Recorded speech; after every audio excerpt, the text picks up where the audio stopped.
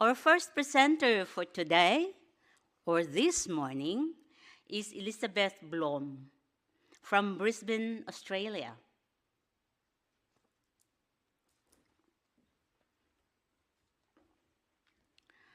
Her research is titled, Where Mercy Dwells, Responding with Courage and Compassion to the Homelessness of Women and Children.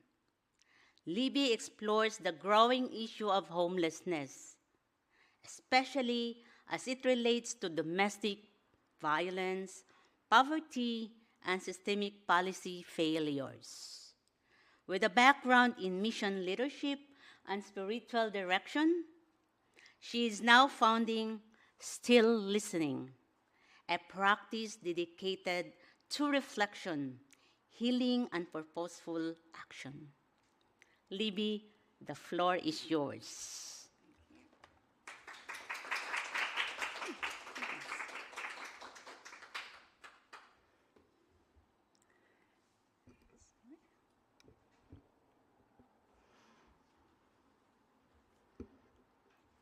Thank you, Mayette, for your welcome. I don't know these.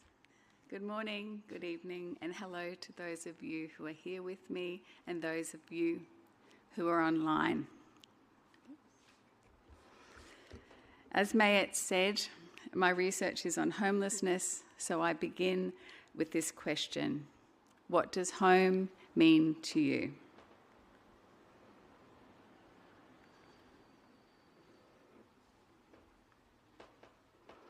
For me, this question is not abstract. I was a child of domestic violence. At times we fled, but we always returned.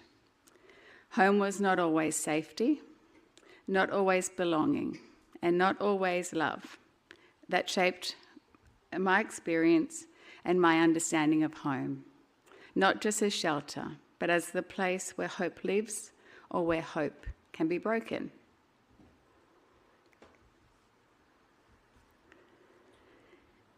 And when I think of home, I cannot help but think of my beautiful mum. For my 5 siblings and I, she carried a hope that home could be a place of safety and love, even when circumstances tried to rob us of that. And she still carries that hope in us today, a hope that has become part of our family story and part of my own call to mercy. And that is why I chose this theme. My project, Where Mercy Dwells, is a mercy-inspired formation resource, inviting communities to reflect, pray, and act in solidarity with women and children experiencing homelessness. This resource is not about overwhelming you with statistics. It has and names many facts, but its heart is the stories, the teaching, the belief in the dignity of the human person. And it begins with the conviction: if we can make a difference in one life, that action ripples out to many. Where Mercy Dwells is also our baptismal call, grounded in Catholic social teaching, shaped by Evangelii Gaudium, Laudato Si, and Fratelli Tutti. This resource is about how mercy dwells in us and flows through us, whenever we choose to notice, to act, to advocate, and to bring hope. Imagine now stepping back into 19th century Dublin, a city marked by poverty, by exclusion, by doors that remained firmly closed. Women were without rights, families were displaced by famine, filth, and fear of eviction. Children, especially Catholics, could not access education and grew up in streets that did not welcome them. Into this world walked Catherine Macaulay. She did not begin with statistics, she began with mercy. She opened her doors, she created spaces of safety, and she stitched belonging back into lives that had been torn apart. The House of Mercy was not just a shelter, it was belonging, safety, dignity, and a future. Catherine reminded us the poor need help today, not next week. What she began is not finished. We are still called to open doors today. The doors may look different, but the crisis is closer to home than ever. Her ministry reminds us mercy is not abstract. Mercy is relational, mercy is practical, and mercy is courageous. In the midst of uncertainty, the small acts of care became the sanctuary that held people together. Catherine's witness was grounded in empathy, feeling with those who suffered, and letting that empathy shape her action. It was grounded in connection, drawing people into community, refusing to let exclusion be the final word. And it was grounded in creativity, seeing possibilities where others only saw scarcity. And Catherine shows us something vital. Mercy dwells wherever we allow empathy to move us, wherever we risk connection, and wherever we choose to create belonging. In Catherine's Dublin, poverty wore a woman's face. Widows, single mothers, abandoned children. Today in Australia, poverty still wears a woman's face. The single mother struggling to buy food and juggling the rent, the older women who never built up any superannuation, the survivor of domestic violence who walks out the door with her children and nothing else. The times have changed. The injustice has not. Fast forward to today, different landscape, same echoes. On any given night in Australia, over 122,000 people are homeless. And a large proportion are women and children escaping domestic violence. Thousands of children live in temporary or unsafe housing, and families are split. Dignity is eroded, and hope is fragile. This is a lived experience, Chloe's story. Growing up was always a revolving door of houses and strangers, never a home and never love. I never had anywhere to call home. I come from separated and broken parents, and I'll be honest, I don't have a lot of childhood memories, and the ones that I do have, I'd rather not remember or relive. Growing up, I was mostly with my mum and younger siblings, and I don't remember a time that my parents were together. My whole life they hated and fought each other. Both my parents went on to have other children and relationships. My mother was a single mother, and I was the eldest in the house. I found myself parenting the parent and having to grow up way beyond my years. There was always a level of separation between us kids, having different dads, getting taught different things and in different ways. Home life, I was surrounded by substance, alcohol abuse, domestic violence, sexual assaults, mental health, poverty and neglect. Life became harder as a child, and the cycle carried on into the next phase. It just kept spinning. I always fiercely protected and loved my siblings like they were my own. I could always see and feel my mother's pain and struggles.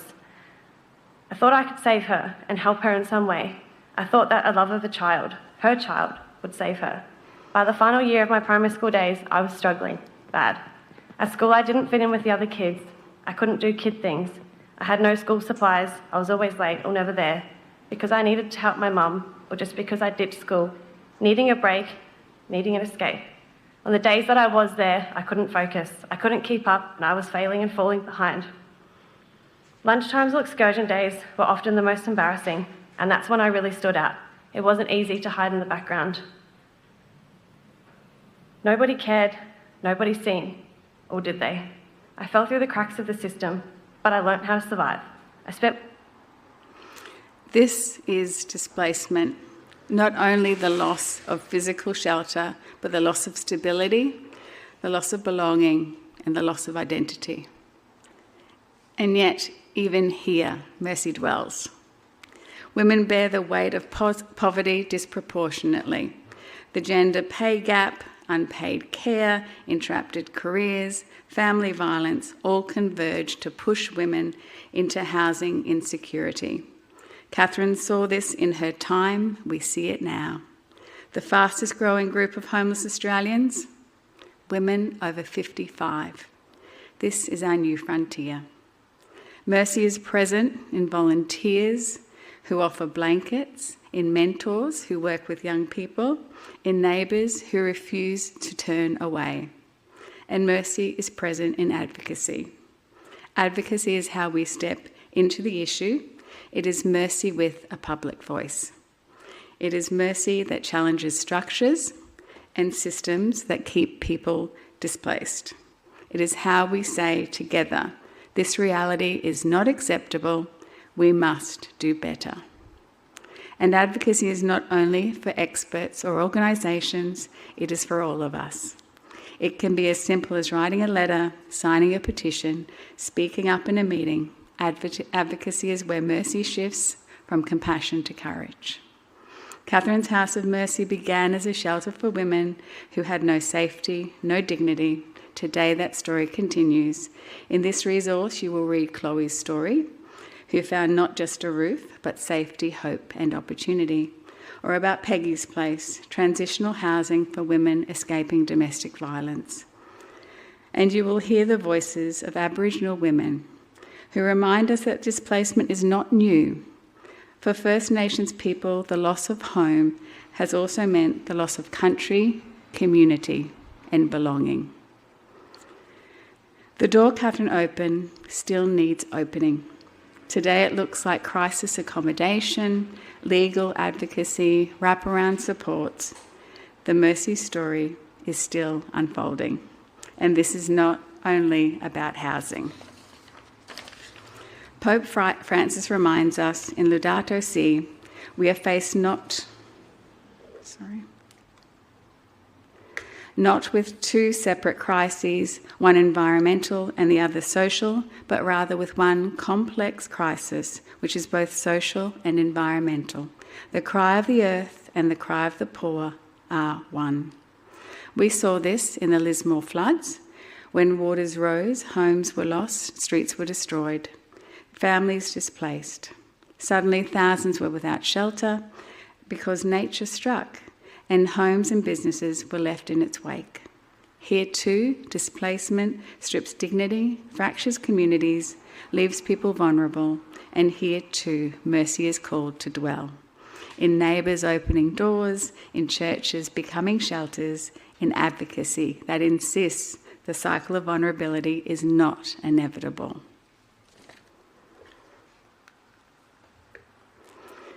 The toolkit in Where Mercy Dwells invites us into three dispositions that can reshape how we respond: empathy, connection, and creativity. Empathy is the heartbeat of mercy. It is not sympathy. It is not fixing. It is the willingness to feel with, to sit with the grief without rushing to solve it, to listen deeply and say, you are not alone, you are worthy of dignity and love. Connection is the antidote to displacement. Homelessness severs ties, mercy weaves them back together.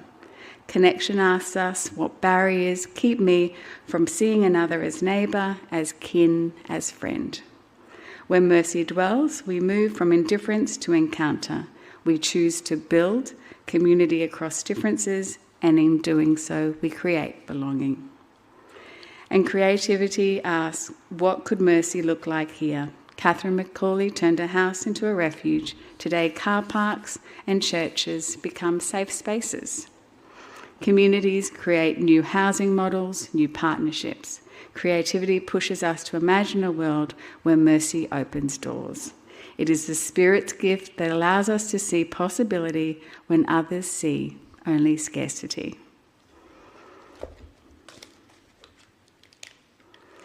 Catherine's story is our story.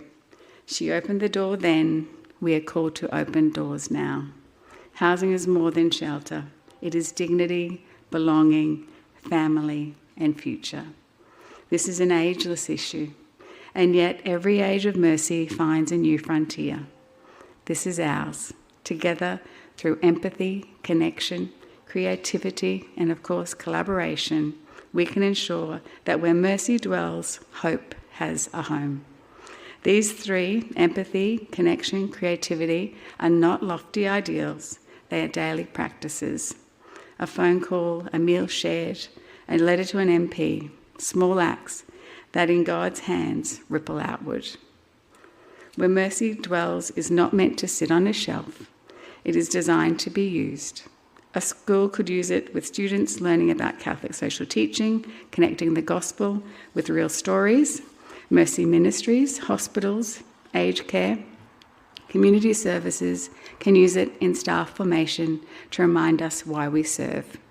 Leadership groups can use it for discernment when making mission decisions, or take our newly formed Young Mercy Brisbane group, made up of past students of Mercy Education. Once I'm back home and after the Live Like Her experience, we will be utilising the Where Mercy Dwells resource as part of our reflection and action, grounding the experience in spirituality, prayer, and the practical steps that ripple mercy outwards. This is how mercy dwells, not in theory, but in practice.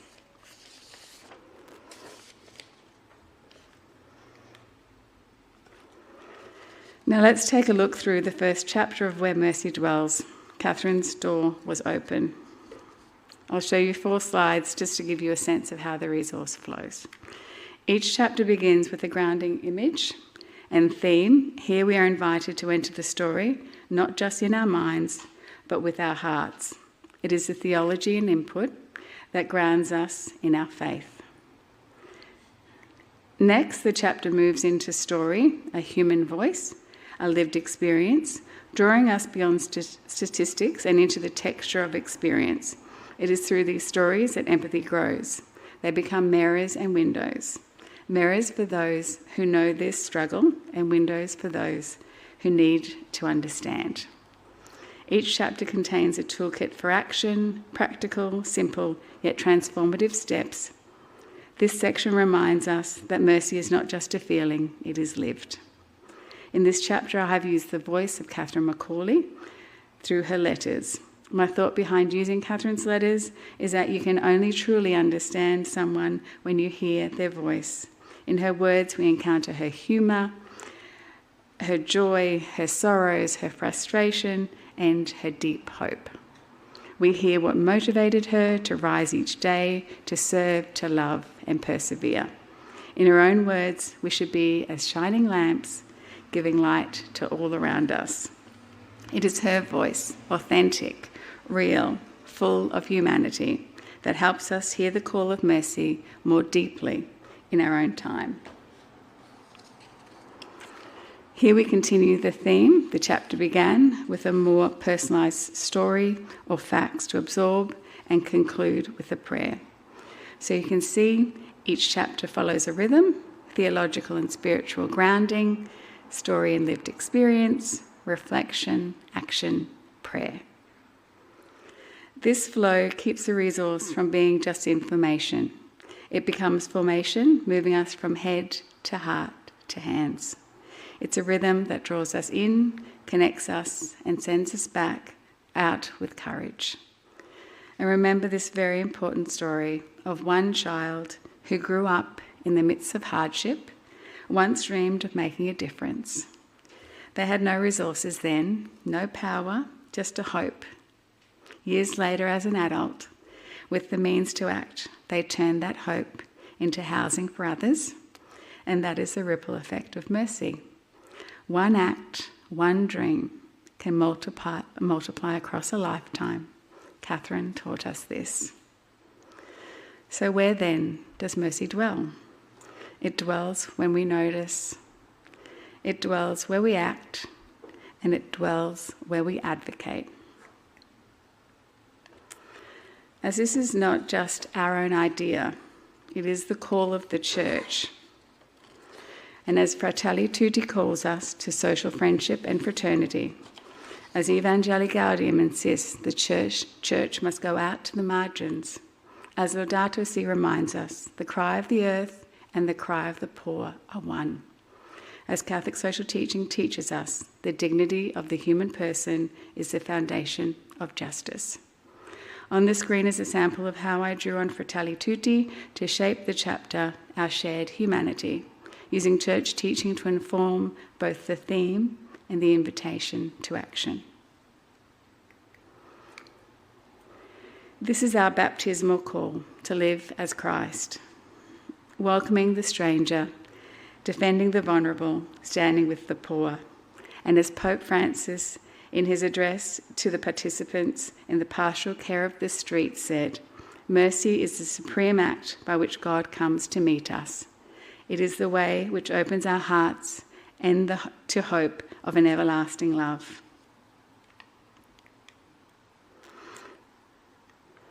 I return to the question, what does home mean to you? For some it is safety. For others it is fragile hope.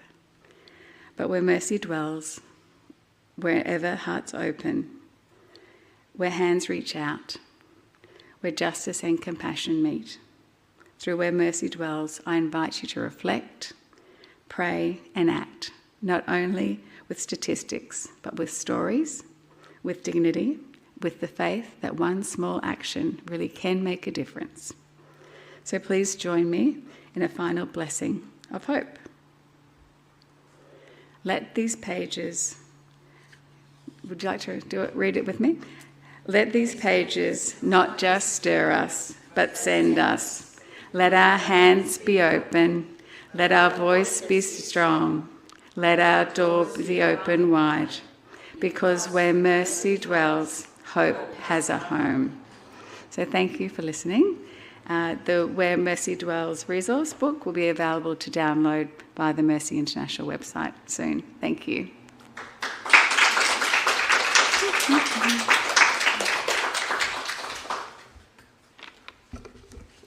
Libby, one of the questions you raised in your presentation is how mercy dwells in us. I found it very reflective and maybe a suggestion to carry this question throughout our lives every day. Because where mercy dwells, there is hope for us and for everyone. Thank you so much for that reminder, Libby. So the question is, the table is now open for questions. Please state your name, your country, and your question. Do we have questions from online? Go, Angela. Thank you. So congratulations, Libby, on this wonderful presentation. The reality of gender-based violence is a global phenomenon. So what major shifts on a structural level do you think would help us? From what I've been learning over this past year is that our best way forward is to start listening to those who have experience. Those with a lived experience have been able to shape new ways in which systems can adapt and change to support them in getting them to a place that is safe, a place that still engages them with community and that keeps them in a sense of being listened to and trusted, where they've come from a place of being let down by people who are meant to love them. So rebuilding trust and listening is really important.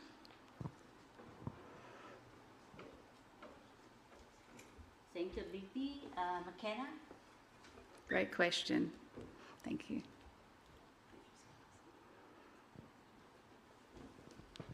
Good morning, Libby. You were amazing. Thank you. My name is McKenna. I'm from the United States. My question for you is, how do we go from transactional justice to working with lived experience, and what ways do you see going forward with that? I think those who are working in the space need to collaborate a lot more, because together they can make huge impacts and make huge differences. I've been to an event during Homeless Week in Australia, and they had both political advocates there as well as grassroots advocate. And when they work together and they invite the lived experience to be told and shared, they have an opportunity to change what they have planned, because that often is that they plan before they listen, and to start adapting it to be something that's going to really help those who are in a really difficult space and transitioning from a lot of pain, a lot of hurt, and a lot of distrust into a place of hope and trust. Thanks. Another question from Teresa. Hi, this is Teresa from Aotearoa, New Zealand. Thanks for the inspiring presentation, Libby. You mentioned there are a couple of practical exercises in the book that we can undertake, and I wondered if you would like to expand on what that actually looks like. Okay, so there are quite a number, and I did write them down. Sorry.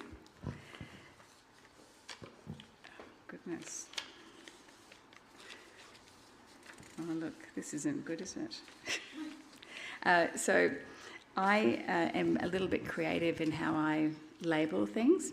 So some of the ideas that I've put forward are letters to leaders, Mercy listening booths, Mercy membership programs, Mercy mapping, solidarity suppers, and a day in her shoes. So just activities and actions that bring you into the story and help you to understand what's available. So the Mercy mapping is letting you literally go out and find the services that are in your area to know where you might be able to support, volunteer, donate, whatever the service requires, where you can actually engage in the work and get to know who is doing that work near you, if that's your desire to be a part of it. And understanding that there's a lot of things happening and there's a lot of need. So every little bit helps. Thank you. Another question from the back. Another question online.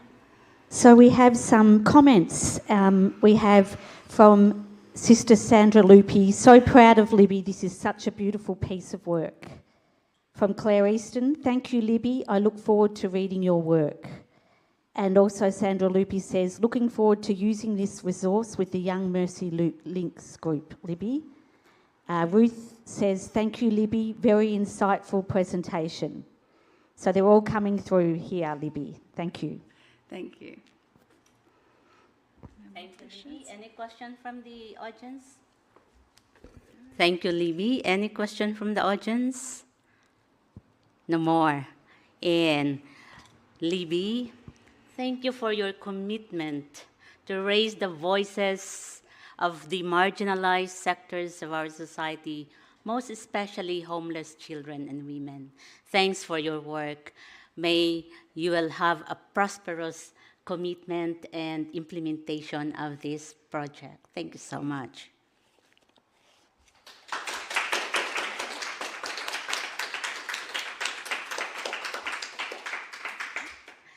And to those who are online, please continue to be on. And our next presenter is at 10:30 by Lucia.